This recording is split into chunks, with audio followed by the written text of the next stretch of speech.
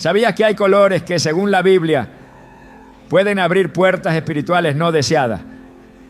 Aunque para muchos pintar una casa es solo una decisión estética, hay una advertencia escondida en las Escrituras que revela cómo ciertas elecciones pueden atraer oscuridad. En Deuteronomio 18, 10 a 12, Dios declara: no sea hallado en ti quien practique adivinación, ni agorero, ni hechicero, porque es abominación para con Jehová cualquiera que hace estas cosas. Este pasaje no solo condena la brujería, sino que nos muestra cómo Dios espera que rechacemos cualquier forma de influencia espiritual contaminada, incluso en lo que parece inofensivo. Hoy exploraremos cómo ciertos colores han sido utilizados históricamente para rituales oscuros y qué implicaciones espirituales tienen según la Biblia. Te mostraremos cómo discernir lo que permite la bendición de Dios en tu hogar y lo que podría invitar lo contrario. ¿Estás listo para entender lo que Dios tiene reservado para ti? Hay decisiones aparentemente inofensivas que pueden tener repercusiones espirituales profundas en tu vida. Pintar tu casa, por ejemplo, puede parecer un acto puramente estético, una cuestión de gusto personal o de moda. Pero lo que muchos ignoran es que los colores, desde tiempos antiguos, han estado íntimamente ligados a realidades espirituales que trascienden lo visible. En el mundo físico, el color es solo luz reflejada, pero en el mundo espiritual, el color puede representar pactos, símbolos de dominio, territorios consagrados y puertas abiertas a fuerzas que no provienen de Dios. No se trata de superstición, se trata de discernimiento. La palabra de Dios nos revela que hay elementos que, aunque parezcan comunes, están cargados de significado espiritual y pueden contaminar un hogar sin que sus habitantes se den cuenta. En 2 Corintios 12, el apóstol Pablo nos advierte: para que Satanás no gane ventaja sobre nosotros, pues no ignoramos sus maquinaciones. Esta frase es clave, porque pone en evidencia que uno de los mayores peligros espirituales es ignorar cómo opera el enemigo. Y es precisamente en esa ignorancia donde muchas familias permiten, sin saberlo, que su casa sea marcada, no con la protección divina, sino con códigos visuales que el mundo espiritual interpreta como una señal de invitación. En la antigüedad, cada color tenía un propósito ceremonial y tanto el pueblo de Dios como las culturas paganas comprendían esto perfectamente. El tabernáculo de Moisés, por ejemplo, fue diseñado con colores específicos, porque cada uno tenía un significado sagrado. En Éxodo 26:1, Dios ordena: harás el tabernáculo de 10 cortinas de lino torcido, azul, púrpura y carmesí. Nada era al azar. Cada hilo, cada tonalidad representaba una dimensión celestial. El azul representaba lo eterno y lo celestial. El púrpura, la realeza, y el carmesí, la redención por sangre. Cuando Dios escoge colores, lo hace para marcar su presencia, su santidad y su propósito. Sin embargo, el enemigo, como imitador de todo lo sagrado, ha corrompido estos significados apropiándolos para fines oscuros. Desde Babilonia hasta las prácticas ocultistas modernas, los colores han sido utilizados como vehículos simbólicos para establecer pactos, invocaciones y sellos espirituales. Hoy, muchas de estas prácticas han sido disfrazadas bajo nombres inofensivos: diseño interior, feng shui, armonización de espacio. Pero en el trasfondo hay principios espirituales operando que distorsionan la verdad de Dios. Un caso que siempre me impactó fue el de una familia que decidió pintar la fachada de su casa de un color intenso, creyendo que con eso atraerían energía positiva. Habían oído que ese tono en particular favorecía la abundancia y la protección. Pero con el paso de los meses, comenzaron a experimentar una serie de situaciones inusuales. pesadillas constantes, discusiones sin sentido, enfermedades inexplicables y una sensación de opresión espiritual dentro del hogar. Buscaron consejería médica, psicológica y hasta cambiaron muebles, pero nada cambió. Fue solo hasta que asistieron a una reunión de oración que alguien, guiado por el Espíritu Santo, les preguntó por qué habían escogido ese color. Al principio se rieron, pensaban que era una locura vincular el color de una pared con sus problemas. Pero al indagar, descubrieron que ese tono en particular había sido usado históricamente en rituales paganos de invocación y que incluso en templos ocultistas modernos era considerado un color de poder.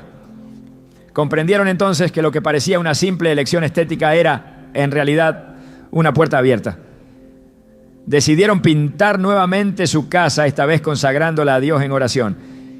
Y fue entonces cuando la atmósfera comenzó a cambiar. La paz regresó. Las pesadillas cesaron. Lo que habían abierto en el espíritu fue finalmente cerrado por el poder de la sangre de Cristo. Esto no es un caso aislado. Al recorrer las Escrituras vemos que Dios advierte sobre objetos, símbolos y prácticas que pueden traer maldición a un hogar. En Deuteronomio 7:26 el Señor dice claramente: no traerás cosa abominable a tu casa, para que no seas anatema como ella. Del todo la aborrecerás y la abominarás, porque es anatema. El principio aquí es ineludible. Lo que traes a tu casa puede consagrarla o contaminarla. Y eso incluye no solo objetos, sino también formas, símbolos y colores. La casa es más que un refugio físico. En el mundo espiritual, tu hogar puede ser un altar de adoración o un punto de acceso para influencias malignas. Cuando en Josué 6 y 7 el pueblo de Israel conquista Jericó, Dios da instrucciones específicas de no tomar ningún objeto dedicado a lo pagano. Pero Acán, uno de los israelitas, decide guardar un manto babilónico y algo de oro. A simple vista, era solo un recuerdo, una pieza de tela. Pero en el mundo espiritual, ese objeto tenía un peso. Fue suficiente para detener la victoria del pueblo, causar la muerte de varios hombres en batalla y traer juicio sobre toda su casa. Todo por un objeto escondido, mal consagrado, contaminado por lo que representaba. Y si hoy muchos están viviendo derrota tras derrota por permitir en su hogar lo que Dios ha llamado anatema, el enemigo no necesita puertas abiertas de par en par, le basta con una rendija, una señal, una marca. Y si los colores fueron usados por Dios para simbolizar realidades celestiales, también pueden ser usados por el adversario para establecer sus códigos en el mundo natural. El problema es que la mayoría no lo ve. Vivimos en una generación visual, donde la estética ha reemplazado el discernimiento. Pintar una pared, decorar una habitación, elegir un tono para la fachada, se hace más por tendencia que por oración. Y mientras el ojo natural admira el acabado, el mundo espiritual reacciona a la señal. Lo que tú ves como arte, en el ámbito espiritual, puede ser una bandera.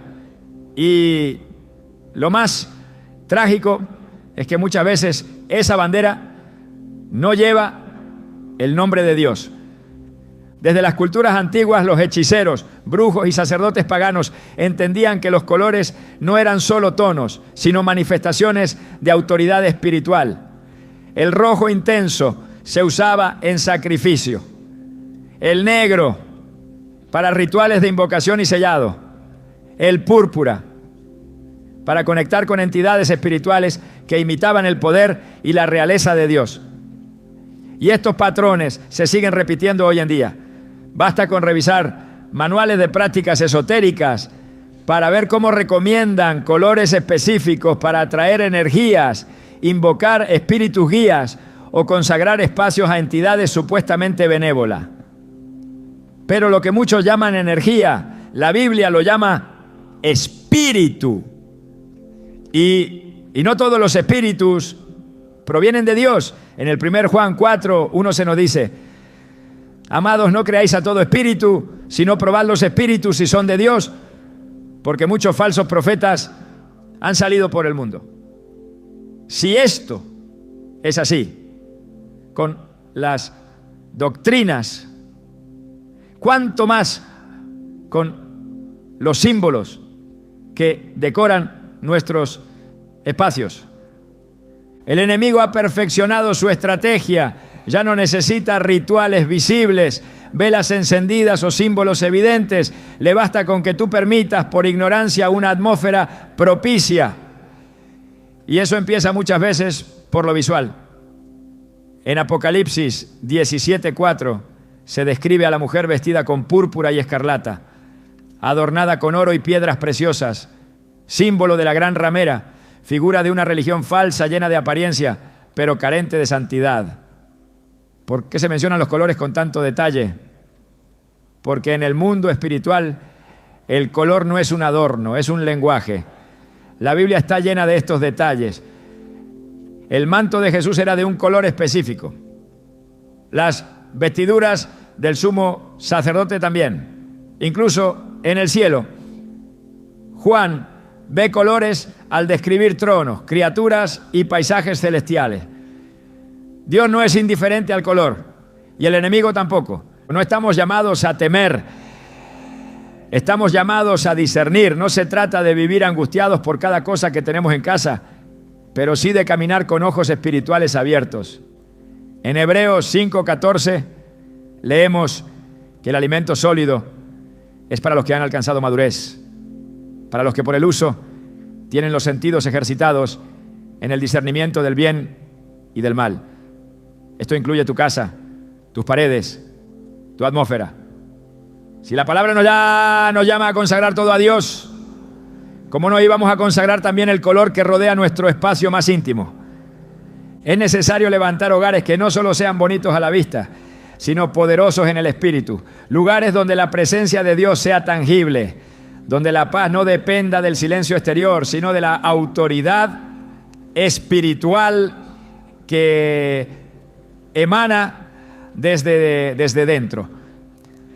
Pero esto comienza con decisiones concretas. Y si Dios hoy quiere hablarte a través de algo tan simple como un color, y si esa incomodidad que has sentido últimamente en tu casa no es producto del estrés, sino una alerta del cielo, tal vez ha llegado el momento de observar tu entorno con nuevos ojos, de preguntarle al Espíritu Santo si hay algo que deba ser removido, transformado, reemplazado. Porque una casa consagrada es una fortaleza espiritual, pero una casa decorada sin discernimiento puede ser una puerta abierta. Lo que pintas, lo que eliges, lo que permites, todo comunica algo. El mundo espiritual siempre escucha. Y si hoy al mirar tus paredes sientes que algo no está bien, no te culpes. Dios no te revela las cosas para condenarte, sino para liberarte. Él anhela habitar en medio de tu hogar. Quiere que tus paredes hablen de paz, que tus ventanas dejen entrar su luz, que cada rincón esté cubierto con su protección. Pero para eso debes cerrar todo acceso al enemigo. Y a veces ese cierre comienza con una brocha, una oración y un corazón dispuesto. Porque cuando decides santificar lo visible, también se transforma lo invisible. ¿Y tú? ¿Estás dispuesto a mirar más allá de lo estético y abrazar el discernimiento espiritual? Porque en este viaje no hablaremos solo de colores. Hablaremos de pactos, de atmósferas, de señales celestiales y advertencias divinas. Este es solo el comienzo. Dios está revelando secretos que antes eran ignorados. Y tu hogar puede ser el primer lugar donde esa revelación produzca un cambio eterno. Una casa puede ser más que un lugar físico donde se habita. En las Escrituras, el hogar representa un espacio de cobertura espiritual, de protección, de pacto y también de consagración. La Biblia revela que no todo lo que se introduce en un hogar es inofensivo, y que ciertos elementos, incluso visuales o decorativos, pueden transformar el ambiente espiritual de una vivienda. Esta verdad es a menudo ignorada, pero su desconocimiento no hace menos real.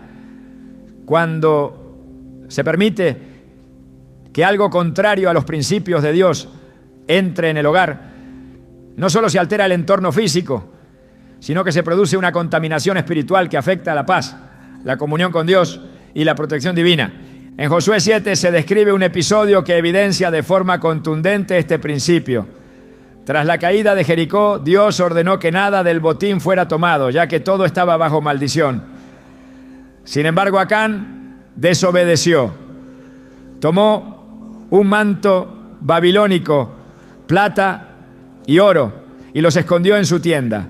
A simple vista, esos objetos no parecían representar una amenaza, pero en el plano espiritual habían sido designados por Dios como anatema. El resultado fue devastador: derrota en batalla, la muerte de 36 hombres y la interrupción de la comunión entre Dios y su pueblo. La presencia de esos objetos contaminados bastó para detener el avance de Israel. Esta historia no es un simple relato histórico, sino una advertencia profética. Enseña que lo que se introduce en un hogar puede atraer la bendición o la maldición, dependiendo de su origen y su significado espiritual. Deuteronomio 7:26 confirma este principio con una instrucción clara y contundente: no meterás cosa abominable en tu casa, para que no seas anatema como ella. La aborrecerás del todo y la abominarás, porque es anatema. El texto no deja espacio para ambigüedades. Todo lo que ha sido usado, creado o consagrado para fines contrarios a Dios se convierte en un canal de contaminación espiritual cuando se permite su entrada al hogar. Esta contaminación no se limita a objetos rituales o figuras evidentes. Puede presentarse de forma más sutil, a través de elementos visuales, decorativos e incluso colores que portan una carga simbólica distorsionada. En el Antiguo Testamento, Dios instruyó al pueblo sobre la importancia de mantener la pureza no solo en sus cuerpos, sino también en sus espacios. Levítico 14 presenta una ley detallada sobre la inspección de casas que presentaban señales de lepra en sus paredes. Si las manchas persistían, la casa debía ser destruida. Esta legislación, aunque específica en su contexto, revela un principio espiritual. Cuando una casa es afectada por algo impuro, debe ser tratada con seriedad y diligencia. Lo que se tolera en el ambiente físico puede representar una invasión en el ámbito espiritual, y lo que parece inofensivo puede ser, en realidad, una señal de impureza o desobediencia. El color en este contexto no es solo una cuestión estética. En muchas culturas antiguas el color se asociaba con divinidades, pactos y prácticas espirituales específicas. En la cosmovisión bíblica, lo que se manifiesta en lo visible suele tener una raíz en lo invisible. Cuando el pueblo de Dios adornaba el tabernáculo, no lo hacía según sus preferencias, sino según las instrucciones específicas del Señor. Cada color, cada material, cada forma tenía un significado espiritual asignado por Dios. El azul hablaba de lo celestial, el púrpura de la realeza divina, el carmesí de la sangre del pacto. Estos colores eran utilizados bajo una consagración específica, dentro de un contexto de santidad. Pero cuando estas mismas tonalidades eran empleadas por las culturas paganas, el significado cambiaba radicalmente, convirtiéndose en instrumentos de idolatría y manipulación espiritual. La confusión comienza cuando se toman símbolos espirituales y se aplican sin discernimiento. Lo que en el templo de Dios era sagrado, en los templos paganos se convertía en canal de invocación para dioses falsos. Esta distorsión es parte de la estrategia del enemigo. Imitar lo santo para contaminar lo puro. Por eso, lo que se permite en el hogar sin guía espiritual puede convertirse en una réplica sin vida del diseño original de Dios. Y es en este punto donde el creyente debe entender que no todo lo que es aceptado por la cultura es aprobado por Dios. Cuando un color es promovido como canal de energía, protección o armonización, hay que discernir si detrás de esa propuesta hay una raíz espiritual contaminada. La Biblia enseña que no existe una energía neutra. Lo que muchos llaman energía, la palabra lo llama espíritu. Y no todos los espíritus provienen de Dios. En 1 Corintios 10:20, Pablo advierte que lo que los gentiles sacrifican, lo sacrifican a los demonios y no a Dios. Aunque el envoltorio sea estético, si la raíz es idolátrica, el fruto será maldición. La casa del creyente no puede ser terreno neutral. Es o un altar para Dios o un espacio expuesto a influencias ajenas a su voluntad.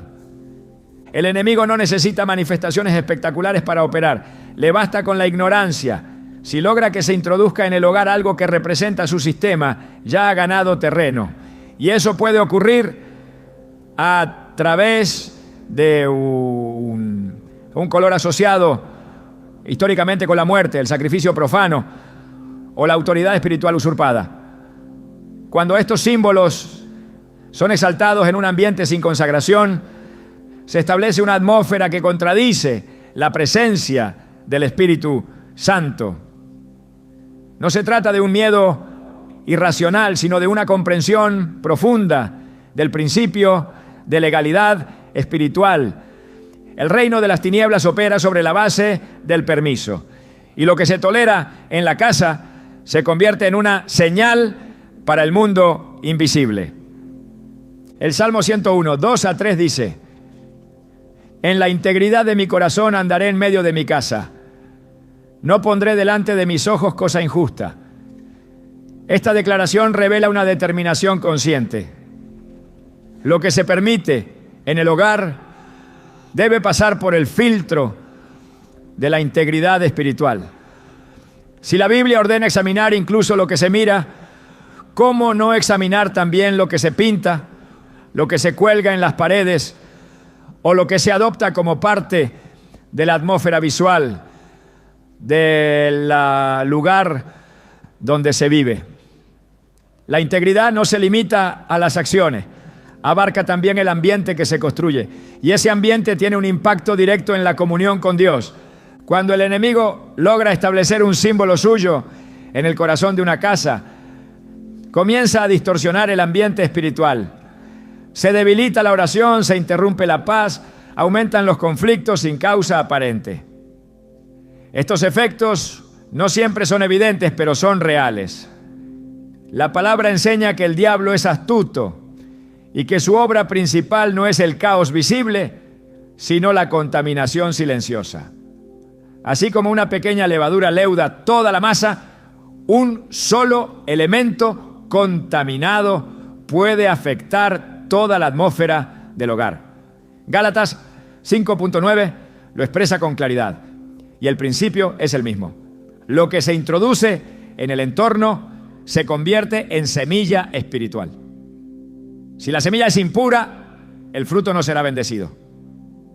Por eso es necesario que el creyente eleve su nivel de discernimiento.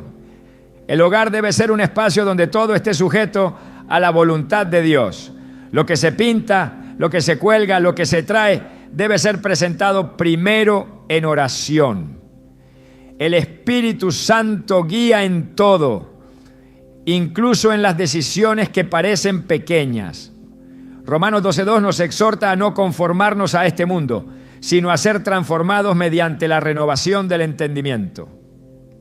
Esta renovación incluye aprender a ver el mundo como Dios lo ve Y eso implica entender que en lo visual hay mensajes espirituales que se deben interpretar con sabiduría. La casa no es un simple refugio, es un espacio donde se levantan altares. Cada objeto, cada elección visual contribuye a establecer una atmósfera espiritual. En la Biblia, cuando se habla de las casas donde moraba la presencia de Dios, siempre se enfatiza la santidad del lugar. Desde el arca del pacto, en la tienda de reunión, hasta el templo de Salomón, la pureza del entorno era una prioridad. Incluso el incienso, los colores de las cortinas, las formas de los utensilios, eran dictados por Dios. Este nivel de detalle no es simbólico, es espiritual, porque donde habita Dios, todo debe estar alineado con su carácter. Un hogar que ha sido contaminado espiritualmente puede parecer en orden desde el exterior, pero en su interior las cosas no fluyen. La palabra no penetra, la oración se vuelve difícil, el descanso es interrumpido. Y aunque se cambien las rutinas, el ambiente permanece pesado. Esto no se resuelve con estrategias humanas, sino con limpieza espiritual. Y esa limpieza comienza con reconocer que el enemigo ha tomado espacio donde nunca debió haber entrado. El color, como elemento visual dominante, puede ser una de esas puertas. No por su tonalidad natural, sino por lo que representa, por su origen simbólico y por el contexto espiritual que lo rodea. El creyente debe aprender a cerrar todas las puertas al enemigo. Efesios 4:27 dice: ni deis lugar al diablo. Esta orden es directa y urgente, no se refiere solo a pecados evidentes, sino a todo lo que le otorga espacio legal para operar. Si hay un símbolo, una forma, un color, una decoración que representa un sistema ajeno a Dios, debe ser removido, porque lo que se tolera se fortalece, y lo que se fortalece puede eventualmente dominar. Una casa de luz no puede convivir con sombras consentidas. La luz expone, la luz transforma, la luz limpia, pero para que la luz de Dios inunde un hogar, debe haber disposición a remover todo lo que se opone a ella. En tiempos bíblicos, los hombres y mujeres de Dios no solo limpiaban sus corazones, también limpiaban sus casas. En 2 Reyes 23, el rey Josías, al encontrar el libro de la ley, ordenó la purificación del templo. Removió los objetos dedicados a Baal, destruyó los altares paganos y restituyó la santidad del lugar. Este acto no fue simbólico, fue un reinicio espiritual. Cuando el entorno fue purificado, la comunión con Dios fue restaurada. Y este mismo principio puede aplicarse hoy. Si hay elementos en el hogar que representan otras alianzas, otros reinos, otras influencias, deben ser removidos. No por estética, sino por obediencia espiritual. Todo hogar consagrado a Dios debe ser vigilado con celo espiritual. Lo que entra por la puerta, lo que se cuelga en las paredes, lo que se pinta en las superficies, todo tiene un impacto. Porque todo habla. El mundo espiritual no necesita palabras para interpretar señales. Y muchas veces un color exaltado, sin discernimiento, puede estar comunicando alianza con lo que Dios ya ha juzgado. El creyente no puede caminar en ignorancia.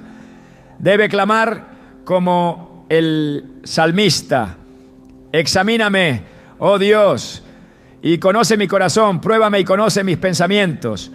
Salmo 139, versículo 23.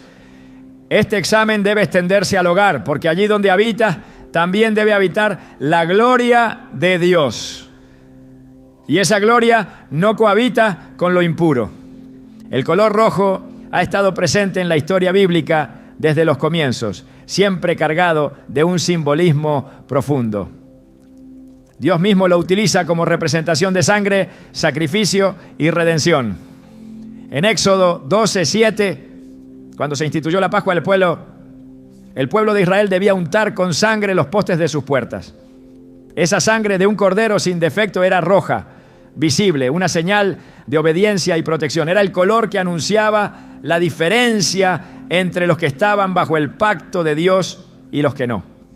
Sin embargo, ese mismo color, cuando es distorsionado, también puede ser símbolo de lo opuesto: violencia, destrucción y pactos contrarios a la voluntad divina. Isaías 1:18 nos recuerda: aunque vuestros pecados sean como la grana, como la nieve, serán emblanquecidos; aunque sean rojos como el carmesí, vendrán a ser como blanca lana. Aquí el rojo es símbolo del pecado en su forma más intensa. No se menciona el gris, ni el azul, ni el marrón. Se menciona el carmesí. Dios utiliza esa imagen visual para describir la gravedad del pecado, su visibilidad, su profundidad, su mancha. Y al mismo tiempo ofrece redención. Pero esta redención no ocurre automáticamente. Requiere un arrepentimiento verdadero y una separación del mal.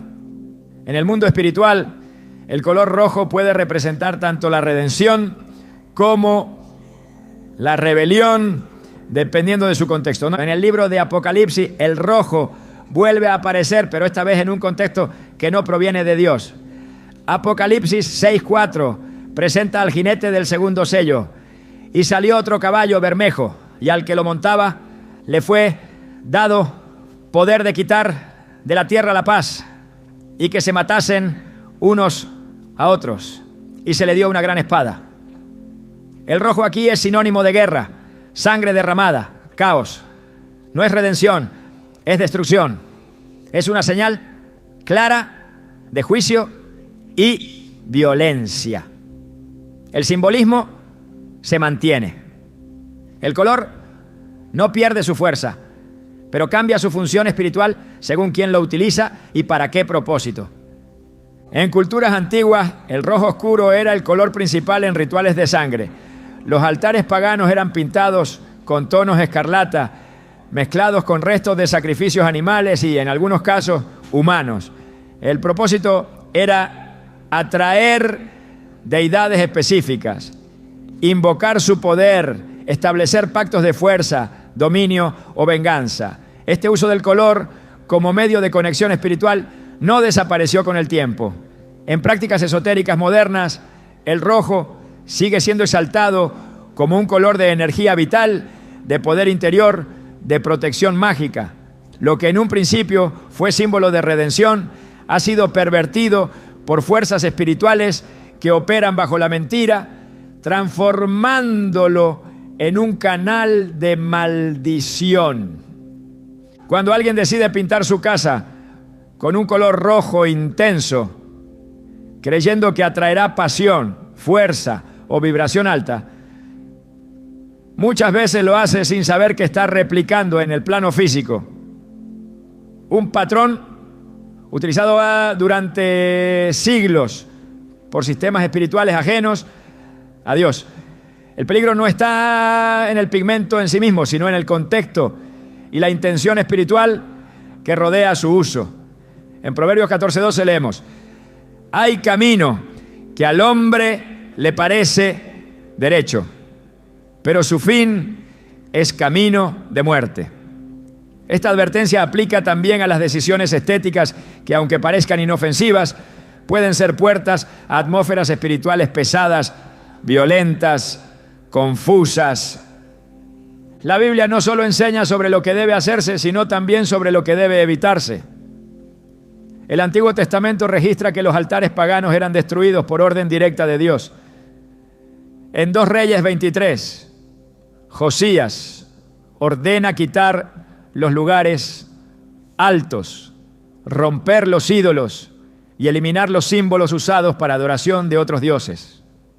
La limpieza espiritual incluía derribar todo lo que representaba rebelión. Si algo estaba pintado con sangre, si llevaba inscripciones o tonalidades asociadas a la idolatría, era eliminado. Este patrón sigue vigente en lo espiritual. Lo que representa un pacto con lo profano debe ser erradicado, incluso si ha sido disfrazado de arte o diseño. En el plano espiritual, los colores hablan, no con palabras, ya, sino con frecuencia, con símbolos, con memoria. Cuando el rojo escarlata cubre un muro sin haber sido consagrado a Dios, y si su elección fue influenciada por ideas espirituales contrarias al Evangelio, ese espacio puede volverse un lugar de tensión, de conflictos constantes, de pensamientos agresivos, de sueños perturbadores.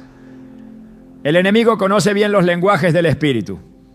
Él sabe que si logra que su simbología esté presente de forma pasiva en un ambiente, podrá operar con más libertad. Efesios 4:27 dice: ni deis lugar al diablo. Esto no es una sugerencia, es una advertencia. Cualquier lugar que no ha sido consagrado, cualquier símbolo que no ha sido examinado, se convierte en una posible plataforma para la opresión espiritual. El color rojo, cuando se conecta con el diseño divino, es poderoso. Es la señal de la sangre de Cristo. Es el recuerdo del sacrificio perfecto. Es la cobertura del pacto eterno. Pero cuando se saca de ese contexto y se utiliza como una herramienta estética sin discernimiento, puede evocar otras memorias espirituales. La sangre de los justos también fue derramada. El libro de Hebreos habla de la sangre de Abel, que clama desde la tierra. Génesis 4:10 registra las palabras de Dios a Caín: la voz de la sangre de tu hermano clama a mí desde la tierra. Esta sangre derramada injustamente es roja, es testigo, es símbolo de violencia, de asesinato, de injusticia. Es una imagen que se repite a lo largo de la historia bíblica como advertencia. Y es precisamente esa dimensión del rojo la que el mundo espiritual aprovecha para introducir atmósferas contrarias a la paz de Dios. En la Biblia muchas veces lo espiritual se representa con colores visibles. En el tabernáculo los sacerdotes usaban vestiduras específicas. En Éxodo 28, 5-6, Dios ordena: tomarán oro, azul, púrpura, carmesí y lino torcido. Harán el efod de oro, azul, púrpura, carmesí y lino torcido. El carmesí aparece, pero no está solo. Está acompañado del azul y del púrpura. Todos en equilibrio, todos dentro de un diseño santo. Cuando el rojo está solo, aislado, sin consagración, sin contexto espiritual redentor, puede volverse un canal de desequilibrio emocional y espiritual, porque ha sido separado de su propósito original. El rojo también aparece en la descripción de la gran ramera del Apocalipsis. En Apocalipsis 17, 3-4 se describe: vi a una mujer sentada sobre una bestia escarlata, y la mujer estaba vestida de púrpura y escarlata, y adornada de oro y de piedras preciosas. La bestia es escarlata. La mujer, símbolo de una estructura espiritual engañosa, está vestida de ese color. Aquí el rojo no representa la sangre de Cristo, sino un poder que seduce, manipula y destruye. Este es el rojo que ha sido adoptado por muchas corrientes espirituales que, aunque disfrazadas de luz, operan en tinieblas. El creyente no puede ignorar estos códigos. Aunque el mundo los promueva como arte, moda o expresión individual, en el plano espiritual representan algo. Y lo que representan tiene consecuencias. Si un hogar es cubierto con un color que en su historia espiritual ha sido utilizado para pactos contrarios a Dios, y si ese color se elige sin oración, sin discernimiento, sin dirección del Espíritu Santo, entonces ese hogar está enviando un mensaje, no hacia las personas, sino hacia los principados, no hacia la vista humana, sino hacia el mundo espiritual.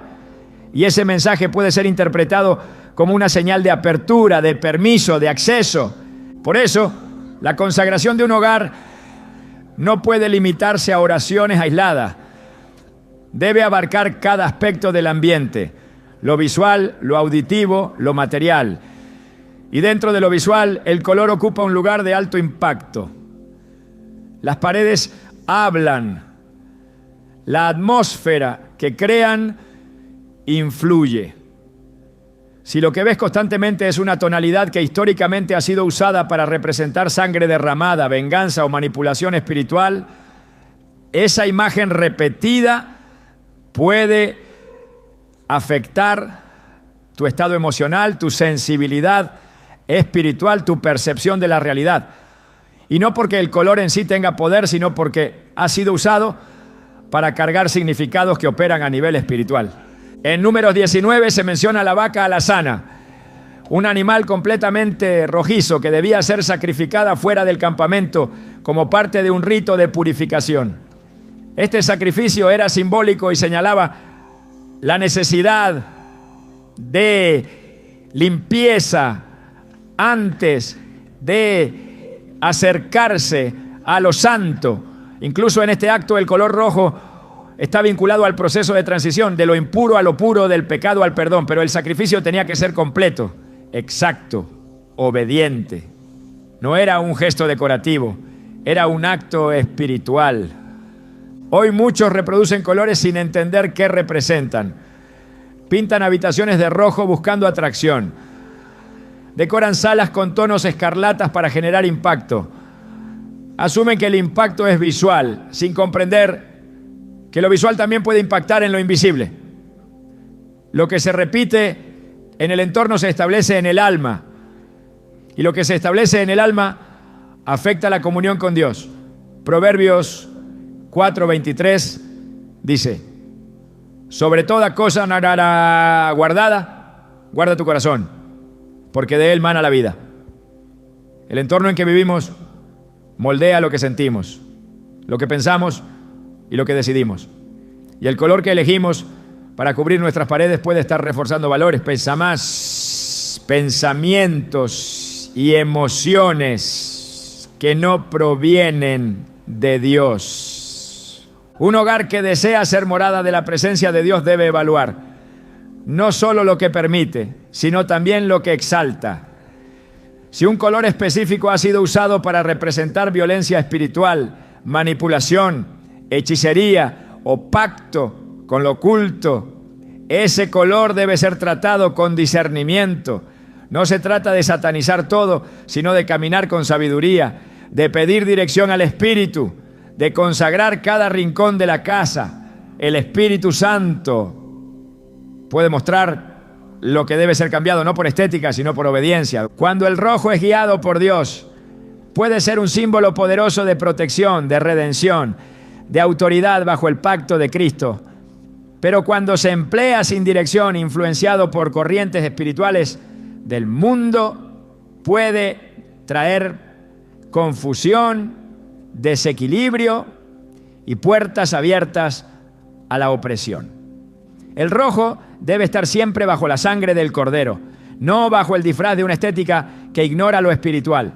Solo así puede cumplir su propósito en un hogar consagrado. La oscuridad no es solo la ausencia de luz. En las Escrituras, la oscuridad representa una condición espiritual, una atmósfera, una señal de separación entre el hombre y Dios. Desde el primer capítulo del Génesis, la palabra deja claro que antes de que existiera la forma, antes de que se manifestara la vida, lo primero que debía romperse era la oscuridad.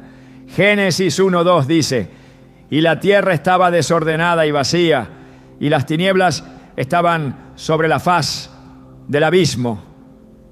Fue entonces cuando Dios habló, y su primera declaración fue una sentencia contra la oscuridad: sea la luz.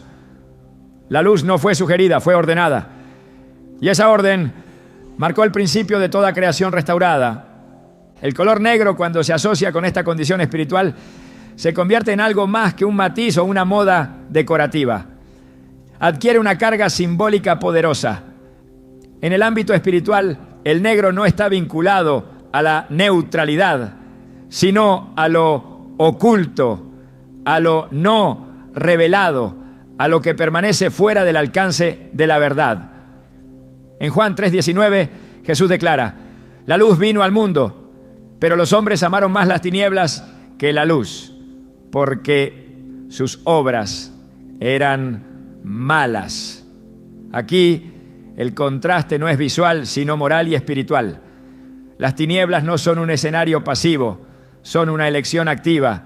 Y ese patrón se repite generación tras generación. Hay decisiones estéticas que no nacen de la ignorancia, sino de una atracción inconsciente hacia lo que representa rebeldía, misterio o poder sin rendición.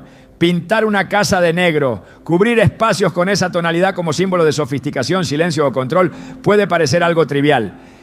Pero cuando se hace sin discernimiento, sin guía espiritual, sin someter esa elección a la luz de la palabra, se corre el riesgo de establecer en el ambiente un pacto silencioso con lo que Dios ha expuesto como símbolo de separación y juicio.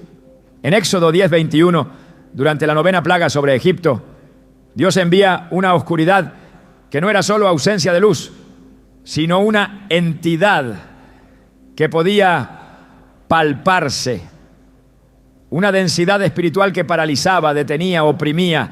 No era sombra, era oscuridad con peso.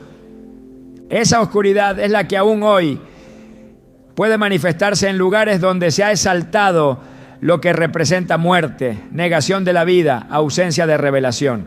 Cuando el color negro cubre un espacio sin haber sido consagrado, cuando se convierte en la tonalidad dominante en un hogar sin dirección espiritual, puede comenzar a influir en la atmósfera emocional y mental de quienes habitan allí. El estado de ánimo cambia, la percepción se distorsiona, el ambiente se vuelve más denso, menos sensible a la presencia de Dios. Y no es coincidencia. Efesios 5:11 nos instruye claramente: no participéis en las obras infructuosas de las tinieblas, sino más bien reprendedlas. Participar no significa realizar ritos oscuros. Puede significar simplemente permitir, incorporar, normalizar lo que representa una dimensión espiritual ajena a Dios. El negro ha sido históricamente un color asociado con luto, con pérdida, con dolor. En muchas culturas, vestirse de negro es un acto simbólico para señalar duelo. No es solo una costumbre social, es una expresión visual de la conciencia de muerte. Y si bien el luto tiene su lugar en el proceso humano, cuando el negro se convierte en la constante visual de un hogar, cuando se vuelve parte integral de las paredes, de los muebles, de las decisiones visuales, puede marcar espiritualmente la casa con un lenguaje que el mundo invisible entiende. No es superstición, es discernimiento. La Biblia enseña que las cosas visibles revelan verdades invisibles. Y lo que se normaliza visualmente se absorbe emocionalmente y se establece espiritualmente. En el libro de Job, la oscuridad es descrita como símbolo de juicio. Job 10:21-22 dice: antes que vaya para no volver a la tierra de tinieblas y de sombra de muerte, tierra de oscuridad, lóbrega, como sombra de muerte y sin orden, y cuya luz es como densas tinieblas. Aquí lo oscuro no es simplemente falta de color, es caos, es confusión, es desorden espiritual. Esa descripción tiene un paralelo directo con muchos hogares que, al adoptar sin discernimiento una estética basada en lo sombrío, comienzan a experimentar un desorden emocional y espiritual que no pueden explicar. No porque el negro tenga poder por sí mismo, sino porque representa un principio al que Dios ya ha puesto nombre: tinieblas. Cuando se elige un color para cubrir las paredes del hogar, no se está solo decorando, se está estableciendo un tono espiritual. La casa, como espacio físico, se convierte en un reflejo del mundo interior de quienes la habitan. Y si ese reflejo es dominado por lo oscuro, por lo cerrado, por lo sombrío, con el tiempo ese mismo patrón se traslada a lo emocional, a lo relacional, a lo espiritual. El enemigo no necesita una invitación verbal. Cuando ya se le ha dado un espacio visual que le pertenece simbólicamente. El negro, como símbolo del ocultamiento, puede operar como cobertura para que lo inmundo permanezca sin ser confrontado. En el relato de la crucifixión, Mateo 27:45 narra un momento clave. Desde la hora sexta hubo tinieblas sobre toda la tierra hasta la hora novena. En el instante en que Jesús cargó con el pecado del mundo, el sol se ocultó y la oscuridad cubrió la tierra. No fue solo un fenómeno natural, fue una manifestación espiritual. Las tinieblas se posicionaron porque el peso del pecado estaba sobre el Cordero. Esas mismas tinieblas siguen buscando lugar donde instalarse. Y si encuentran una casa donde lo oscuro ha sido exaltado como arte, como estética, como neutralidad, pueden operar sin oposición. En Isaías 62 se describe un tiempo donde las tinieblas cubrirán la tierra y oscuridad las naciones. Pero sobre los hijos de Dios, dice el texto, amanecerá Jehová y sobre ti será vista su gloria. Esta es la diferencia entre un hogar consagrado y uno expuesto. Uno está cubierto por la luz de Dios. El otro está vulnerable a la densidad espiritual que trae confusión, ansiedad, desánimo, indiferencia. La oscuridad no es solo un símbolo, es una atmósfera. Y las atmósferas, aunque invisibles, se sienten, se respiran, afectan. El Salmo 18:28 declara: Tú encenderás mi lámpara, Jehová mi Dios alumbrará mis tinieblas. Esto implica que incluso en medio de ambientes pesados Dios puede intervenir. Pero también deja claro que hay tinieblas que deben ser alumbradas. Y no todo hogar, aunque se diga cristiano, vive en esa luz. Muchos han adoptado elementos visuales que no fueron diseñados por Dios, sino impuestos por una cultura que normaliza la oscuridad, la eleva, la glorifica. Las redes sociales, la arquitectura moderna, las corrientes de diseño promueven lo oscuro como símbolo de elegancia, minimalismo, fuerza silenciosa. Pero lo que para el ojo natural parece sofisticación, en el plano espiritual puede representar una pérdida progresiva de sensibilidad hacia lo sagrado. La palabra enseña que Dios es luz y en Él no hay ninguna tiniebla. 1 Juan 1:5 lo afirma con contundencia. Si en Él no hay oscuridad, entonces todo lo que representa oscuridad debe ser discernido. No para caer en religiosidad vacía, sino para mantener la atmósfera del hogar abierta a la comunión con el Espíritu Santo. Cuando se pinta una pared de negro, sin haber sido guiado por Dios, sin haber orado, sin haber entendido lo que eso representa espiritualmente, se puede estar creando una sombra en el lugar donde debería reinar la claridad, la transparencia, la revelación. Zacarías 14:6-7 menciona un día donde no habrá luz clara ni oscura, sino un tiempo extraño, un crepúsculo espiritual, una mezcla peligrosa entre lo visible y lo opaco. Ese es el estado de muchos hogares, espacios donde no hay pecado evidente, pero tampoco hay fuego del cielo. No hay rebelión frontal, pero tampoco hay búsqueda intensa. Son lugares donde lo oscuro ha sido aceptado como parte del paisaje. Y en ese estado de grises, el enemigo encuentra terreno fértil.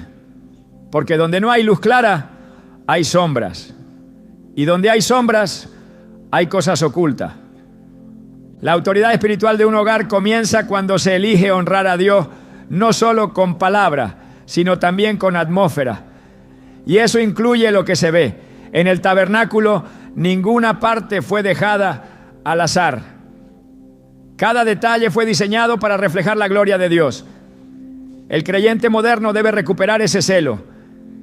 Si se honra al Señor en la oración, también debe honrarse en lo visual, porque todo comunica.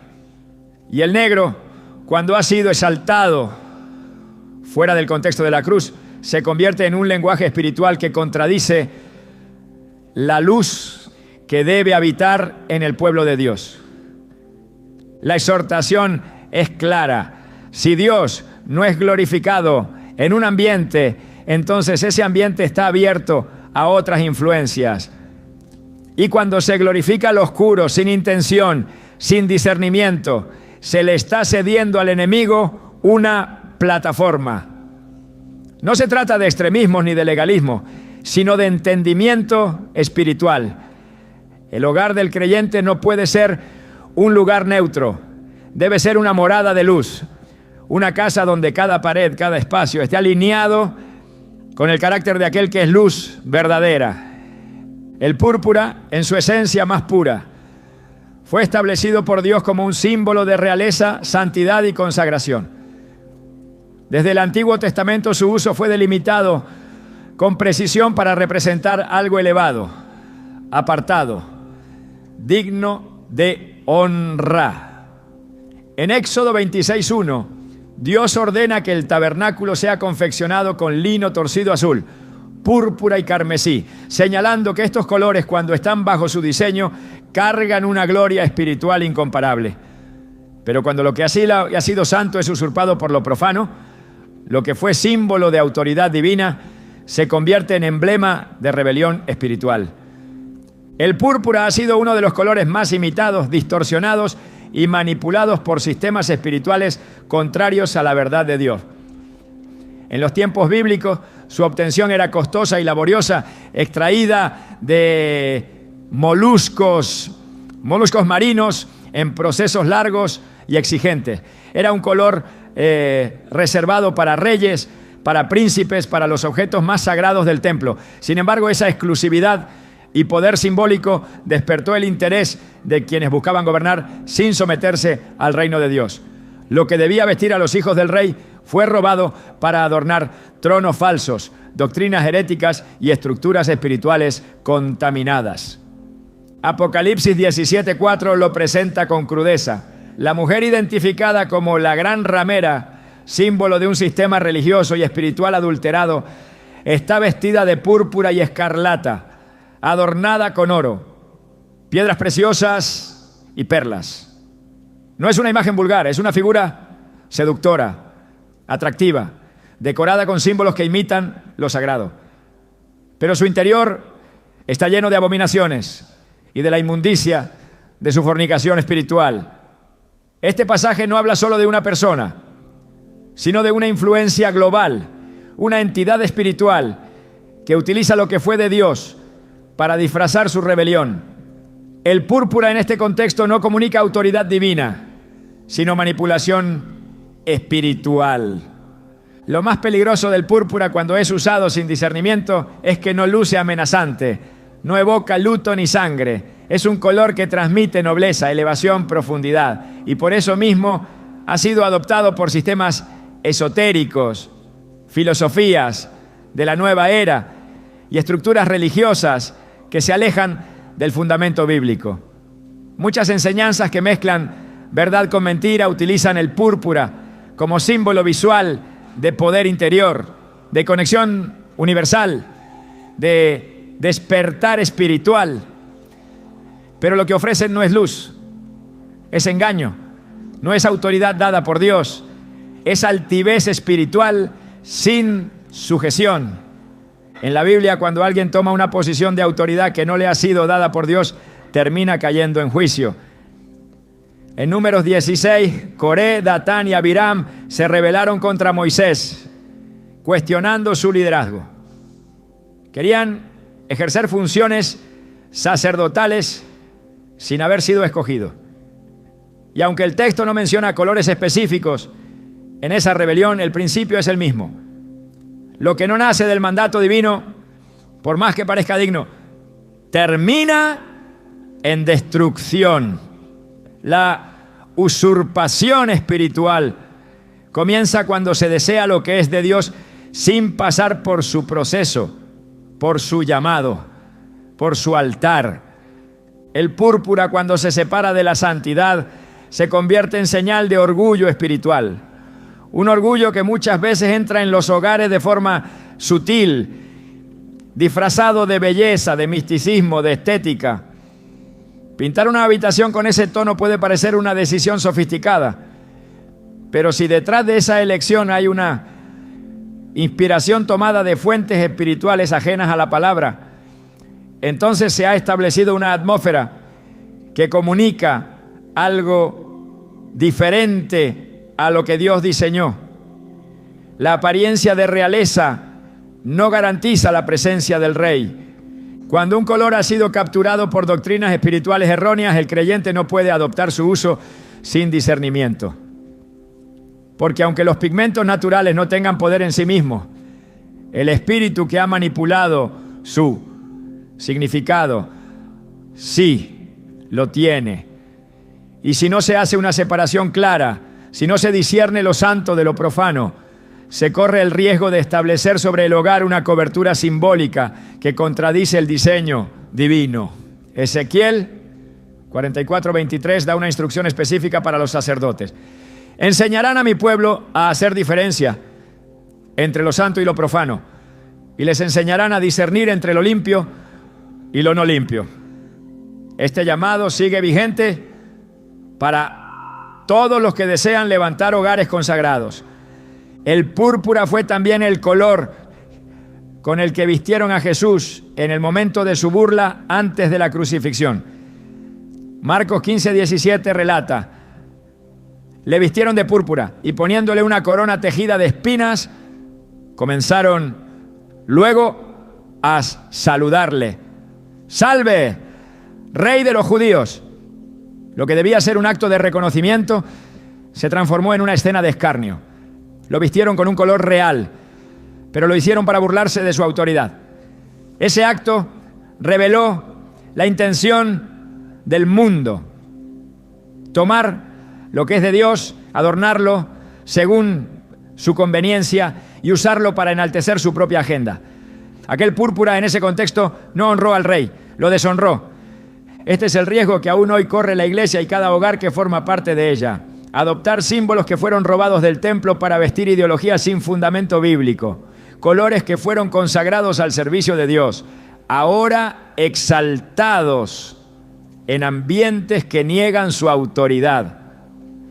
Y si esos colores son introducidos en nuestros espacios sin entender lo que representan en lo espiritual, entonces, sin saberlo, se está participando en esa burla, en esa distorsión.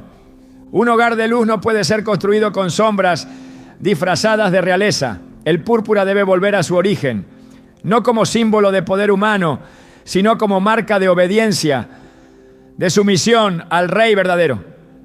Solo entonces puede recuperar su gloria. Solo entonces puede habitar con dignidad en una casa dedicada a la presencia de Dios.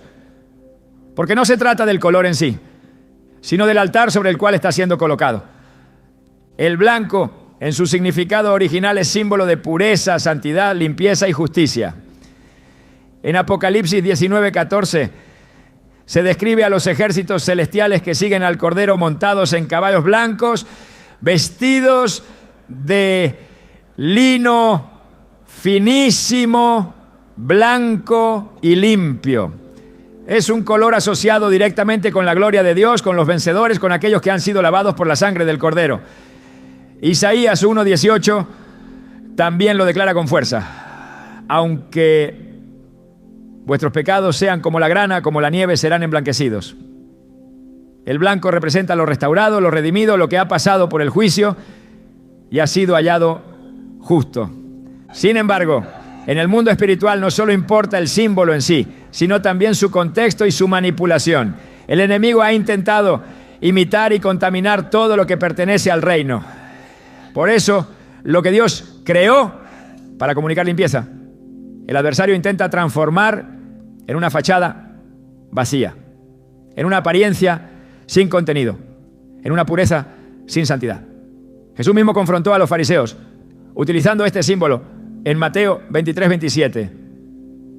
¡Ay de vosotros, escribas y fariseos hipócritas!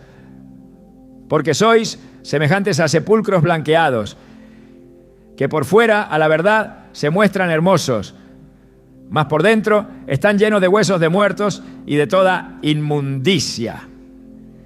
Aquí, el blanco ya no representa pureza verdadera, sino una máscara religiosa, una apariencia que encubre corrupción. Cuando un color ha sido consagrado en lo espiritual, debe usarse con entendimiento. Porque aunque externamente represente luz, puede ser utilizado como camuflaje por estructuras espirituales contrarias a Dios. En muchas prácticas de ocultismo moderno, el blanco se usa como una estrategia de engaño. Se presenta como color de luz interior, de energías positivas, de canalización de paz, pero en realidad sirve como disfraz para doctrinas que niegan la cruz, que excluyen el arrepentimiento y que promueven una espiritualidad centrada en el ego humano. No todo lo que brilla es luz. 2 Corintios 11:14 lo advierte con claridad. Y no es maravilla, porque el mismo Satanás se disfraza como ángel de luz. Cuando una casa está saturada de blanco sin dirección del Espíritu Santo, sin oración, sin entendimiento, ese blanco puede volverse símbolo de superficialidad espiritual, de religiosidad sin vida, de orden sin fuego. No es la estética lo que determina la atmósfera espiritual, sino la consagración detrás de cada elección. El blanco no purifica por sí mismo. El blanco representa lo que ha sido limpiado. Pero si no ha habido limpieza interior, entonces lo blanco se convierte en una declaración vacía. Y esa vaciedad espiritual puede ser percibida por el mundo invisible. Jesús, al ser transfigurado en Mateo 17:2, resplandeció con una luz tan intensa que su rostro brilló como el sol y sus vestiduras se volvieron blancas como la luz.